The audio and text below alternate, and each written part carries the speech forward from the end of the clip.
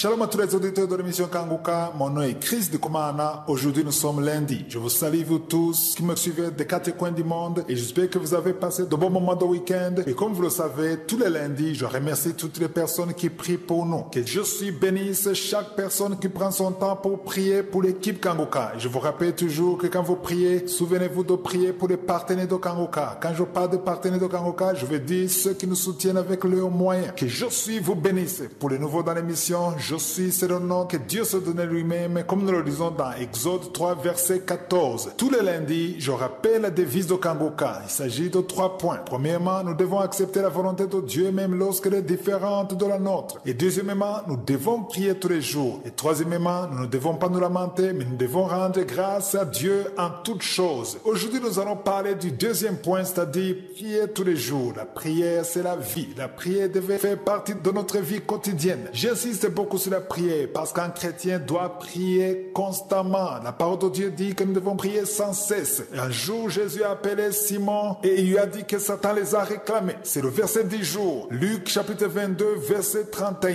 Luc chapitre 22, verset 31. Lisez dans vos Bibles et vous verrez ce que Jésus a dit à Pierre. Il a dit à Simon, c'est-à-dire Pierre. Il a dit, Luc chapitre 22, verset 31, Jésus a dit, Simon, Simon, Satan vous a réclamé pour vous cribler comme le froment. Il dit à Simon, c'est-à-dire Pierre, que Satan n'a pas seulement réclamé Simon, mais il a réclamé les autres, il a réclamé toute l'équipe, il a réclamé les apôtres. Il a dit, Satan vous a réclamé pour vous cribler comme du froment. Alors, pourquoi est-ce que Satan ne les a pas criblés directement? Pourquoi il a demandé l'autorisation? Ça, c'est une information pour certains. Il faut savoir que Satan ne fait rien sans demander l'autorisation. Il ne peut pas te toucher sans demander l'autorisation. Il ne pouvait pas toucher Job sans demander l'autorisation, parce qu'il a demandé l'autorisation à Dieu avant de toucher sur la richesse de Job, avant de toucher sur la famille de Job. Il a d'abord demandé l'autorisation et Dieu lui a donné l'autorisation avec des limites. C'est-à-dire qu'avant de t'attaquer, Satan te réclame. C'est nouveau pour certains, mais c'est comme ça. Satan ne fait rien sans demander l'autorisation. Donc il a réclamé. Quand il réclame, il y a toujours des choses qui présentent devant Dieu. Et Jésus a dit, Satan t'a réclamé. Il t'a réclamé. Chaque enfant de Dieu qui m'écoute, il faut que tu comprennes que chaque chose que Satan fait, il doit demander l'autorisation. Il ne peut rien faire sans l'autorisation. Il ne pouvait pas attaquer Job sans l'autorisation. C'est Dieu qui a permis que Satan attaque Job. Donc c'est important de savoir que quand nous prions au nom de Jésus, nous avons un intercesseur, nous avons le souverain sacrificateur, c'est-à-dire Jésus qui intercède pour nous. C'est ce que nous lisons dans Hébreux 7, verset 25. Hébreux chapitre 7, verset 25, où il est dit qu'il peut sauver, ici on parle de Jésus-Christ, il peut sauver parfaitement tous ceux qui s'approchent de Dieu par lui, étant toujours vivant pour intercéder en leur faveur. Mon frère, ma soeur qui m'écoute, Jésus est devant le trône. Il est dans la présence de Dieu en train d'intercéder pour nous. Et c'est pour ça qu'on peut se poser la question. Alors, s'il intercède pour nous, pourquoi est-ce qu'on doit prier? Il faut comprendre que c'est Jésus qui prend les prières. Il porte nos prières. Il porte nos offrandes devant Dieu. Chaque fois que nous prions, c'est Jésus qui prend nos prières. Parce que le souverain sacrificateur, il prenait les offrandes des sacrificateurs. Les sacrificateurs donnaient le sang des sacrifices. Et le souverain sacrificateur, il prenait son sang et le présentait dans le lieu très saint. Et aujourd'hui, nous sommes les sacrificateurs. Toi qui es sauvé, toi qui as accepté Jésus comme ton Seigneur et ton Sauveur, la parole de Dieu dit que tu es un sacrificateur. Nous sommes spirituellement parlant des sacrificateurs. Et Jésus est le souverain sacrificateur. Donc il prend nos sacrifices. Il les prend devant Dieu le Père, devant le trône. Il donne à Dieu ce que nous offrons. Si tu n'offres rien, il va rien donner. Voilà pourquoi il faut prier sans cesse. Il faut prier continuellement et savoir que ta prière est acceptée parce que c'est Jésus qui la présente. C'est Jésus qui présente nos prières. C'est Jésus qui présente nos offrandes. C'est Jésus qui présente nos adorations devant Dieu. Et pendant que nous prions, et Jésus intervient. Il y a beaucoup de plans de Satan qui sont déjoués, qui sont brisés parce que nous sommes en train de prier. Parce qu'il y a un souverain sacrificateur qui est constamment devant le trône de Dieu. Alléluia. Je suis toujours encouragé quand je me souviens que Jésus est constamment devant le trône de Dieu. Il est en train d'intercéder pour moi parce que je prie au nom de Jésus. Quand tu pries au nom de Jésus, tu as l'assurance qu'il est en train d'intercéder pour toi. C'est ça l'assurance des enfants de Dieu. Soyez encouragés. Vous qui croyez en Jésus, vous qui l'avez reçu comme Seigneur et Sauveur, sachez qu'il est en train d'intercéder pour vous. Quand on prie, on établit une relation spéciale entre Dieu le Père et nous à travers le souverain sacrificateur Jésus-Christ. Parce qu'il est auprès de Dieu pour intercéder pour toute personne qui a la foi et qui prie en son nom.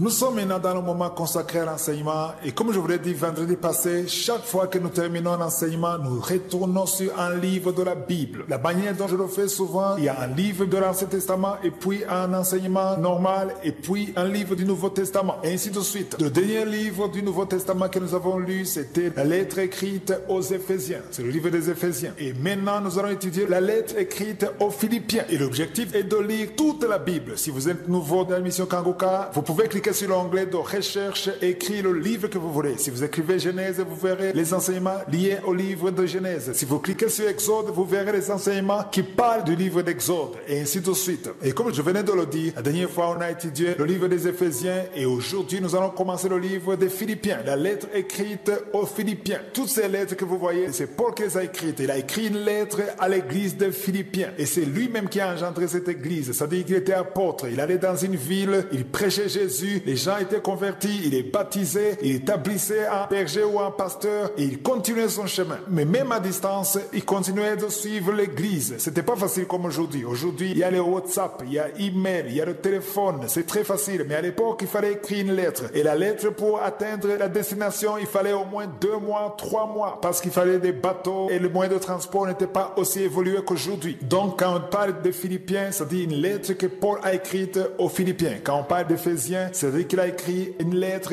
à l'église des Éphésiens. Quand on parle de Galates, c'est Paul qui a écrit aux Galates. Et ce que vous allez remarquer, c'est qu'il y a une différence. La façon dont Paul écrit était différente. Ça dépendait de l'église. Et surtout, ça dépendait de la spiritualité de l'église. Quand Paul écrivait aux Corinthiens, on voit la sévérité. Il était très sévère parce qu'il répétait souvent qu'ils étaient charnels. Il dit, vous êtes charnels. À certains moments, il disait, vous êtes tellement charnels au point qu'un de vous couche avec la femme de son père. Dans les lettres de Paul écrites aux Corinthiens, on voit vraiment la sévérité parce qu'il disait qu'ils étaient charnels. Et c'est vrai, ils étaient charnels. Et c'est le même cas quand il écrivait aux Galates. Parfois, il disait, qui vous a ensorcelé? Vous avez bien commencé, vous avez commencé spirituellement, mais maintenant vous êtes charnel. Paul ne supportait pas une église charnelle. Il est réprimandé, il est corrigé, il montrait les erreurs. Mais quand il écrivait aux Éphésiens, c'était différent parce que les Éphésiens étaient spirituels. Il les encourageait, il était fier d'eux. C'est comme un père qui a engendré un enfant et qui voit son enfant se comporter de la bonne manière. Il est fier. Et c'est le même cas pour les Philippiens. Les Philippiens étaient très spirituels. C'est une église vraiment spirituelle parce qu'on ne voit aucune correction. Ils ne parlent rien de charnel. Au contraire, ils leur parlent des choses spirituelles. Autrement dit, il les encourage. Il était vraiment fier des Philippiens. Et ce qui est étonnant dans cette lettre écrite aux Philippiens, c'est qu'il parle souvent de la joie. Il répète souvent de la joie. Réjouissez-vous, réjouissez-vous. Mais ce qui est étonnant, c'est que quand il a écrit cette lettre, il était en prison. Il était emprisonné. Et on se demande comment est-ce que quelqu'un qui est en prison demande aux gens de se réjouir. Il parlait de la joie souvent. Dans cette lettre, c'est un livre court de 4 chapitres, mais ces 4 chapitres sont très riches. On va apprendre beaucoup de choses à travers ces 4 chapitres. Et on se demande comment est-ce que quelqu'un comme Paul, qui est en prison, parce que la prison à l'époque, c'était pas comme aujourd'hui. La prison, c'était dur. Parfois, on ne mangeait pas. Parfois, on était enchaîné avec des chaînes sur les pieds, sur les bras. Et à l'époque, on les fouettait. C'est pas comme aujourd'hui. Et malgré ces souffrances, et malgré cette situation insupportable, il écrivait à l'église des Philippiens, il leur demande de se réjouir. Dans toute la lettre, on ne voit nulle part où Paul se lamente ou parle de ses souffrances en regrettant, en essayant de réclamer de la pitié. Non, il parle de la puissance de Dieu. Il les encourage. Il parle des choses spirituelles. Paul était vraiment spirituel. Comme il le dit lui-même dans Galates 2:20, il dit, ce n'est plus moi qui vis, c'est Christ. Donc, si vous lisez au verset 3, il dit, je rends grâce à mon Dieu de tout le souvenir que je garde de vous. Verset 4, ne cessant dans toutes mes prières pour vous tous. On voit que Paul rend grâce à Dieu pour tout le souvenir qu'il garde d'eux. Ça, c'est très important. Quand tu es reconnaissant de quelqu'un qui a fait quelque chose de bien pour toi, il faut être reconnaissant dans la prière. C'est très important de rendre grâce dans la prière. Parce que quand tu rends grâce dans la prière pour quelqu'un d'autre, il y a de l'impact sur la personne pour laquelle tu rends grâce. Ça, c'est très important. Si je suis le vœu, je vais en parler dans Kanguka de demain. Je vous souhaite tous de passer une excellente journée.